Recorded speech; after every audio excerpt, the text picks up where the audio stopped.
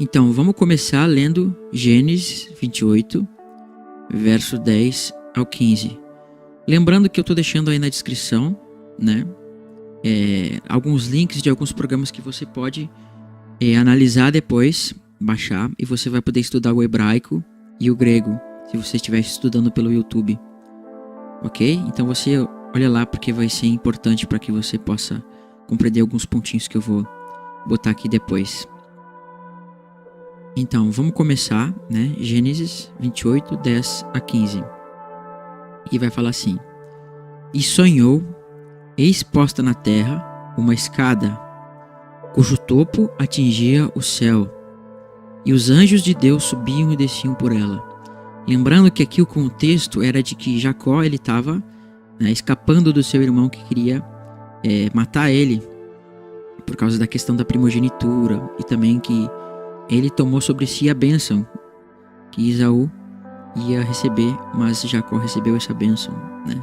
Você conhece a história, então depois você olha lá o contexto. E aí, então ele sonhou e viu uma escada, e os anjos de Deus subiam e desciam por ela. Se você olhar no livro de João, 1 João 51, 52, se eu não me engano, João 51, 52, você vai ver que essa escada é Cristo. Cristo fala, né, para os discípulos que eles viriam coisas superiores, que os anjos de Deus entrariam e sairiam por ele. Então essa escada é Cristo. Então ele estava vendo Cristo aqui figurativamente. E depois vai falar: perto dele estava o Senhor. Ele disse: Eu sou o Senhor, Deus de Abraão, teu pai, Deus de Isaque. E a terra em que agora estás deitado, eu darei a ti e a tua descendência. Olha só que interessante, Deus está fazendo uma promessa de dar essa terra. Mas existe um porém, porque Jacó, nem Isaque, nem Abraão, eles receberam a terra em vida. E Deus fez essa mesma promessa a todos eles. Porém, todos eles não receberam, né? E o escritor de Hebreus, ele entendeu isso e nos dá luz sobre isso. Vamos ler?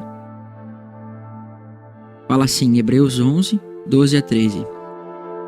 Por isso também de falando dos patriarcas, aliás, de amortecido, falando especificamente de Abraão, saiu uma posteridade tão numerosa como as estrelas do céu, e inumerável quanto a areia que está na praia do mar. Então você vê aqui que a descendência já foi multiplicada, como a gente vai ver daqui um pouquinho.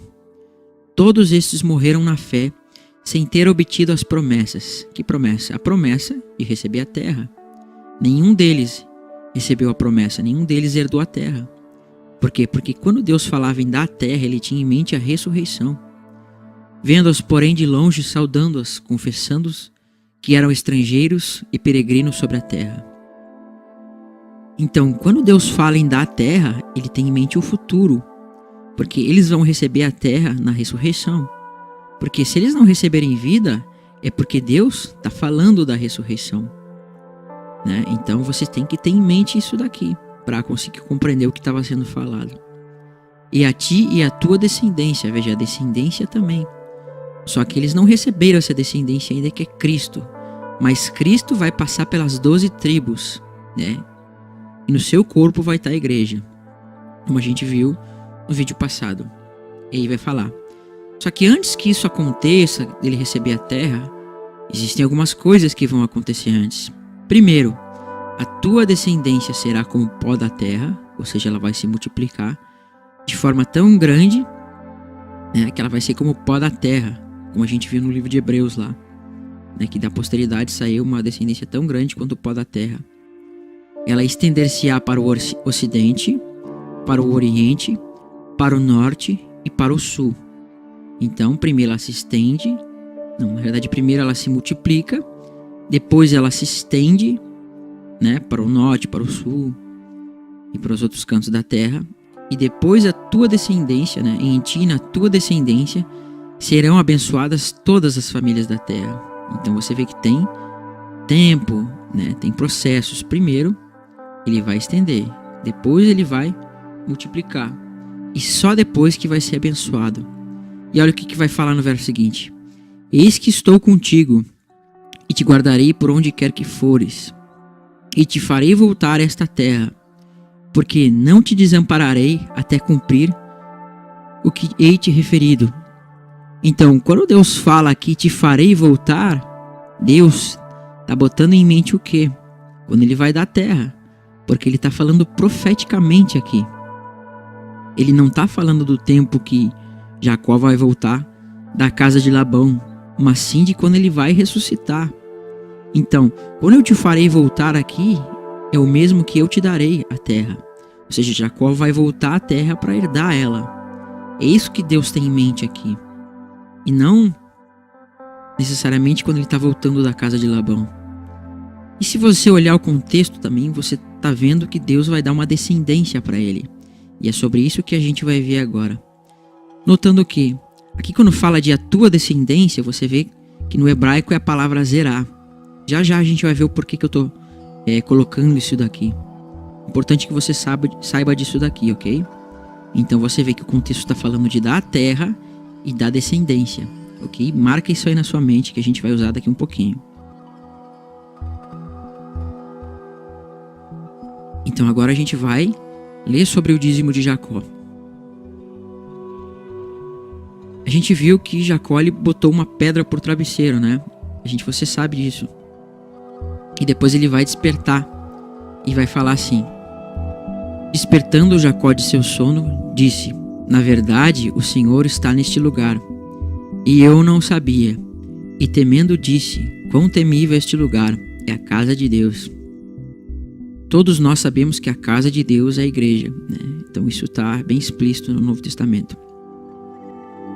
E a porta dos céus, quem é a porta? A porta é Cristo. Tendo levantado-se Jacó, cedo de madrugada tomou a pedra, olha essa pedra aqui, Cristo é a pedra, que havia posto por travesseiro e ergueu por coluna, sobre cujo topo entonizou azeite. Se você olhar no Antigo Testamento, né, os profetas, os reis, né, eles, para se tornarem reis ou profetas, eles deveriam receber azeite na sua cabeça, isso como uma figura da unção, né? Eles eram chamados de ungido. A palavra Messias no hebraico, do qual vai originar a palavra Cristo no grego, quer dizer ungido. Então essa pedra era uma pedra que foi ungida, já mostrando Cristo, que é a pedra, né, sendo erguido por coluna e sendo ungido. Então você está vendo que essa pedra representa Cristo, o Messias. Tudo aqui está apontando para Cristo, ok? E depois vai dizer o seguinte: e ao lugar da cidade que outrora se chamava Luz, deu o nome de Betel. Betel quer dizer casa de Deus. Então também está falando da igreja. E vai continuar. Fiz também um voto dizendo: se Deus for comigo e me guardar nesta jornada que empreendo, e me der pão para comer e roupa para que me vista, de maneira que eu volte em paz para a casa de meu pai, então o Senhor será o meu Deus. Olha só, presta atenção nesse verso aqui. E a pedra que ergui por coluna será a casa de Deus, e tudo quanto me concederes, certamente eu darei o dízimo.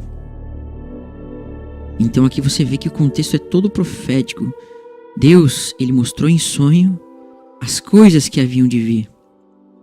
Quando Deus fala para Jacó de dar a terra, ele tem em mente as coisas que haviam de vir, testemunhando do que Deus ia fazer no futuro. E quando Jacó ergue aquela pedra e unge, ele está mostrando num ato profético o Messias sendo ungido.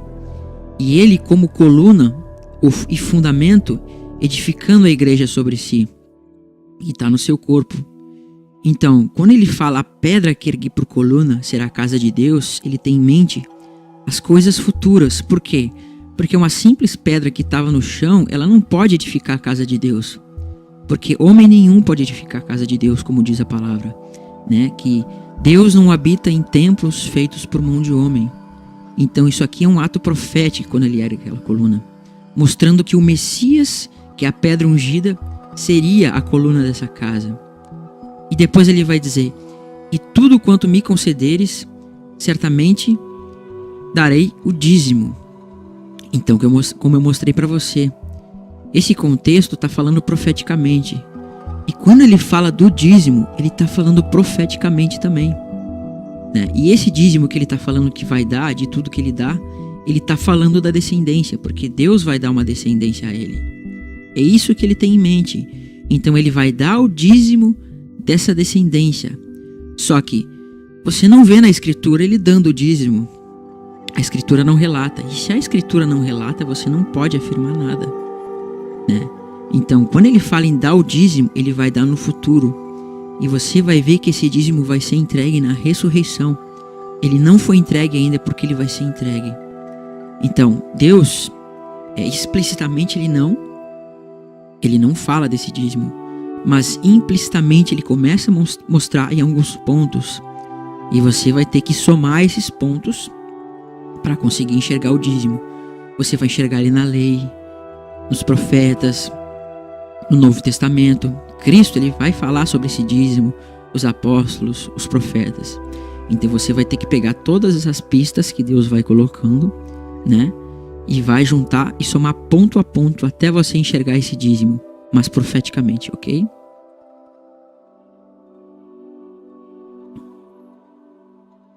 Então, agora a gente vai começar a analisar na lei esse dízimo, ok? Porque Deus, ele vai começar a apontar esse dízimo em alguns pontos da escritura. E aí você vai ter que somar, ok? Então, vamos olhar o dízimo que está em Deuteronômio 14, verso 22 até o verso 23, que é o dízimo que Deus está na lei. Lembrando que esse dízimo, ele fazia parte da primeira aliança, o dízimo que estava na lei. E a primeira aliança, ela é sombra da segunda aliança, que é a aliança eterna. Quando Deus instituiu a primeira aliança, ele começou a mostrar tudo que a segunda aliança seria em sombras. Por exemplo, na primeira aliança você tem um cordeiro morrendo, fazendo sacrifício, que representava Cristo morrendo, né? Você tinha o dia da expiação, que representava Cristo fazendo expiação pelo seu povo. Então, com o dízimo é a mesma coisa, porque aquela primeira aliança, ela reflete, ela é uma sombra da segunda. Então Deus, ele botou em figuras, né, a eternidade, só que ele colocou em figuras para que os homens pudessem entender a segunda aliança. Então você pode ver o vídeo que eu gravei aí sobre as duas alianças, que eu vou botar o link depois aí, ok? Então vamos ler sobre esse dízimo da primeira aliança, que vai apontar para o verdadeiro dízimo, né? Que vai falar aí sobre o arrebatamento e também vai falar sobre a ressurreição. E vai falar assim: certamente darás o dízimo. Jacó não disse que certamente daria o dízimo? Então está apontando para aquele contexto. Aqui você já tem um link, tanto na palavra dízimo quanto no resto do contexto que vai vir aqui. Darás o dízimo de todo o fruto da tua semente. Lembra-se que eu falei que o contexto passado do dízimo de Jacó apontava para a descendência, que ele daria o dízimo dessa descendência? Então lembra-se que eu marquei a palavra zerá? Então no hebraico a palavra zerá quer dizer tanto semente quanto descendência. E se você for analisar no hebraico, você vai ver que está escrito exatamente da mesma forma: zerá e zerá. Então Deus, ele está fazendo um link. Então é como se ele estivesse dizendo a Jacó: certamente tu dará o dízimo do fruto da tua descendência. E Deus está aqui fazendo um link para que a gente vá lá e medite que esse dízimo que está sendo apontado na lei, né, ele está querendo mostrar o dízimo de Jacó e como ele vai ser entregue. E depois ele vai falar que ano após ano se recolher do campo. Então o ano na lei, quando apontava nas festas, né, no dia da expiação, ele tem como profeticamente indicar a totalidade do tempo da humanidade. Então no livro de Hebreus você vê que ele aponta que quando o sumo sacerdote entrava uma vez por ano no Santo dos Santos, isso estava indicando que ele entraria uma vez por todas. Cristo entraria uma vez por todas no Santo dos Santos para fazer expiação pelo seu povo. Então o ano ele representa isso. Você vê na Páscoa o cordeiro morrendo, né, uma vez por todas. Então no dízimo é a mesma coisa. Você vê esse dízimo sendo entregue de uma vez por todas. Então esse é o conteúdo que está sendo passado aqui, né? Então você tem que ver esse contexto aqui, ok? E vai falar. Aqui você vai ter que analisar para alguns pontinhos importantes. Vai falar assim: e perante o Senhor teu Deus, no lugar que ele escolher para lhe fazer habitar o seu nome, comerás o dízimo. Então algumas pessoas não notam, mas o dízimo, ele não podia ser entregue em qualquer lugar. Ele deveria ser levado até Jerusalém, como uma figura do milênio também. E lá em Jerusalém é que ele deveria ser comido, né, apontando para Canaã celestial. Então nós vamos pegar aqui, né, um pontinho em especial que é o trigo. Ele vai falar assim: comerás o dízimo do teu trigo, né? Marca aí trigo, ok? Memorize aí na sua cabeça. Do teu vinho e do teu azeite, e os primogênitos das tuas vacas, das tuas ovelhas, para que aprenda a temer o Senhor teu Deus. Então você vê que o contexto está falando de comida, cereal. Então eu quero destacar aqui o termo trigo, ok? Só que eu vou fazer um porém aqui. Você vai ver que está falando de Cristo e do seu sacrifício. Por quê? Porque com o trigo você vai fazer o quê? A farinha. E com a farinha você faz o pão.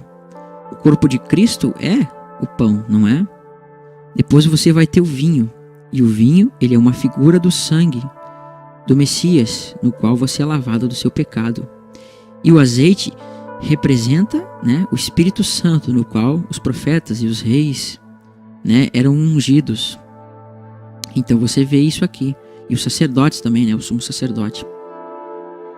Então tudo isso vai apontar para a salvação, porque esses elementos eles fazem parte da salvação. Por exemplo, agora você começa a ver profeticamente aqui também no dízimo o Messias sendo triturado, massacrado. Por quê? Eu não falei do pão para fazer a farinha? Então, para se fazer a farinha você precisa do trigo, e o trigo ele vai ser triturado até o ponto dele virar uma farinha. Então Cristo, né, ele foi triturado, como diz Isaías 53, apontando já para Cristo aqui. Depois o teu vinho, apontando para o sangue. Só que para a uva se tornar vinho, ela precisa ser esmagado, as pessoas vão pisar, né, nessa uva até que ela se torne sangue, ou seja, o sangue da uva que é o vinho.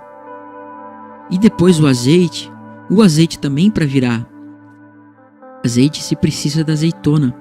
E essa azeitona vai ser esmagada e vai se tornar no óleo, que é o azeite, ok? Então você vê Cristo, apontando para Cristo aqui. Então o contexto está nos mostrando que uma vez por ano o fruto da semente deveria ser entregue ao Senhor, né? Ou então você pode dizer o fruto da descendência. E como a gente viu em Gênesis 28, Jacó estava dizendo que ia dar o dízimo dessa descendência, porque o contexto apontava para a descendência. E Deus, para confirmar esse contexto, essa interpretação, ele coloca o dízimo aqui, para que quem olhasse para o dízimo de Jacó e o dízimo da lei fizesse uma associação e entender que aquele dízimo está falando da descendência de Jacó. E aqui você vê que o povo de Israel deveria entregar o dízimo dessa semente, que também quer dizer descendência. Então você faz essa soma e você vai enxergar isso, ok? Então, eu pedi para a gente destacar o trigo, né? Então, vamos ver o que Jesus vai falar sobre o trigo? João 12, 23 e 24. Vai falar assim: respondeu-lhe Jesus: é chegada a hora de ser glorificado o Filho do Homem. Então Jesus ia morrer, estava falando da sua morte. E vai falar: em verdade vos digo, se o grão de trigo, então memoriza aí, grão de trigo, né? Estava apontado lá na lei esse grão que a gente viu no dízimo, caindo na terra não morrer, fica ele só, mas se morrer, produz muito fruto. Olha só a ligação que Deus está nos dando entre o dízimo de Jacó, o dízimo da lei e Cristo. Cristo, ele está associando a ele como o grão de trigo. E esse grão de trigo, por que ele está usando o grão de trigo aqui? Para você pesquisar na lei, e você vai achar ele aonde? No dízimo, que está na lei, Deuteronômio 14. Se o grão de trigo caindo na terra não morrer, Então ele está apontando que esse trigo deveria morrer, ou seja, que ele deveria morrer, ficando ele só, mas se morrer produz muito fruto. O que ele estava nos mostrando aqui? Que alegoricamente o trigo, quando ele cai na terra, ele vai ser enterrado, né? Ou seja, quando você planta o trigo, você tem que fazer um buraco e plantar ele na terra. E isso, né, é uma figura de uma sepultura, porque quando alguém morre, o que acontece? Cava-se uma cova no chão e enterra a pessoa. Da mesma forma, Cristo, ele está, né, dizendo que ele é o trigo que vai ser colocado na terra, porque vai ser cavada a terra simbolicamente e ele vai ser colocado como figura dele indo para a sepultura, né? Então aqui você vê Cristo sendo plantado e a igreja no seu corpo. Então simbolicamente Cristo é esse trigo que está sendo plantado, com a igreja no seu corpo, que a gente viu no vídeo passado, aconselho que você veja. A igreja está sendo plantada no corpo dele, né? E simbolicamente quando ele ressuscita, isso é um simbolismo da igreja brotando, né? E depois essa igreja vai dar fruto, muito fruto. Então a igreja está brotando, né, como uma plantação, sendo Cristo a semente que foi plantada, e Cristo está crescendo, está brotando com a igreja no seu corpo, né? Porque se simbolicamente ele foi plantado, simbolicamente ele está germinando e crescendo. Então esse morrer significa o quê? Simboliza o quê quando ele fala do trigo morrer? Significa, né, que o trigo está sendo plantado na terra como uma sepultura e agora está brotando. E com esse brotar, né, ele vai crescer e até que vai dar o fruto. E esse fruto é o trigo, no qual vai ser colhido. Então, quando você vê lá na lei, certamente dará, né, o fruto da tua semente, está falando do mesmo contexto. Porque quando Cristo fala em produzir fruto, esse fruto aqui vai ser o dízimo que está lá na lei. Então, aquela lei apontava para as coisas futuras. E é isso daqui, né? Cristo morrendo, brotando e dando fruto para que esse fruto seja colhido, ok? Então Cristo aqui é o trigo que estava apontado no dízimo. E Oséias vai nos falar disso, né? Por isso que você tem que olhar também os profetas para conseguir compreender o que está sendo dito aqui. Porque o que Cristo está falando aqui, ele está só confirmando a palavra dos profetas, a palavra da lei, né? E essa lei, ela testificava de Cristo, e Cristo sendo esse dízimo, né? E Cristo é a semente que é falado para Jacó, no qual Jacó vai entregar o dízimo, ok? Então vamos olhar para Oséias, que vai falar assim: os filhos de Judá e os filhos de Israel se congregarão, né? Oséias 1:11.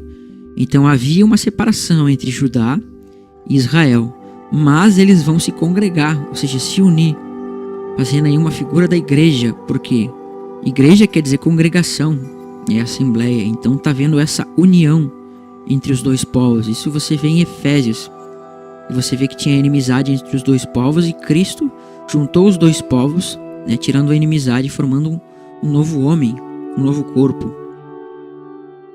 E depois ele vai falar, né, os filhos de Judá e os filhos de Israel se congregarão e constituirão sobre si uma só cabeça.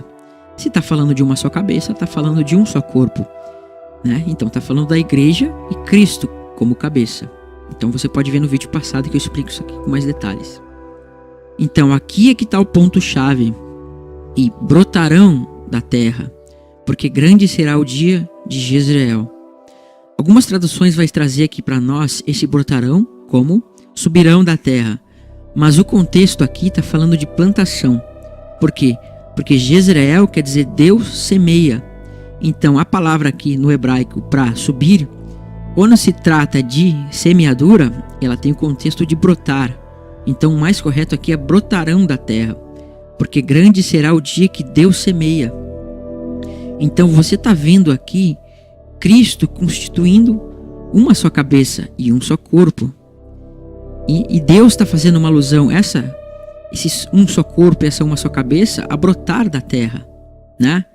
Porque Deus está semeando. E essa semeadura é Cristo sendo semeado. E depois que ele semeia, o povo está brotando. Então, quando Cristo fala, né, produz muito fruto, e o trigo ser plantado, ele está tendo Oséias em mente para falar isso. Então ele está confirmando a palavra de Oséias aqui.